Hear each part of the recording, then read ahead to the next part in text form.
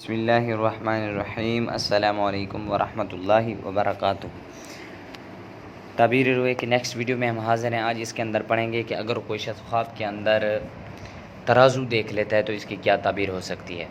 خواب کے اندر ترازو دیکھنا یہ کس بات کی طرف اشارہ ہے؟ حضرت ابن سیرین رحمہ اللہ نے فرمایا کہ ترازو خواب میں قاضی ہے، یعنی اگر کوئی شخص خواب میں دیکھے کہ اس نے ترازو دیکھے تو اس کا مطلب یہ قاضی بنے گا، اور اگر کوئی دیکھے کہ اس کے پاس نیا ترازو ہے یا اس کو کسی نے دیا ہے تو دلیل ہے کہ اس جگہ میں قاضی اور پاک دین فقیہ ہے، پاک دین کا فقیہ ہے۔ اور ترازو کا کہتے ہیں کہ اگر نے اس کو نیا ترازو ہے یا کسی نے اس کو دیا ہے تو اس کی دلیل ہے کہ یہ قاضی اور پاک دین کا فقیہ ہے، اور ترازو کا پلڑا قاضی کی قوت و سماعت ہے، اور جو اس میں مقدم ہے، جو قاضی کرتا ہے وہ اس میں مقدم ہے۔ اور ترازو کے باب عدل و انصاف ہیں، اور ترازو کے باب جو ہیں وہ عدل و انصاف ہیں، جو فریقین قاضی سے حکم کے مطابق سنتے ہیں۔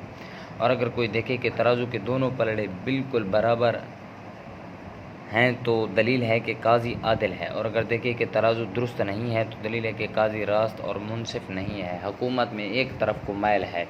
حضرت ابراہیم کرمانی رحمہ اللہ نے فرمایا کہ اگر کوئی دیکھے کہ ترازو کی ڈنڈی جو ہے وہ ٹوٹ گئی ہے تو دلیل ہے کہ اس ملک کا قاضی جو ہے وہ مرے گا، اور اگر دیکھے کہ ترازو میں بہت سا نقصان ہے تو دلیل ہے کہ قاضی عدل و انصاف میں بہت نقصان ہے۔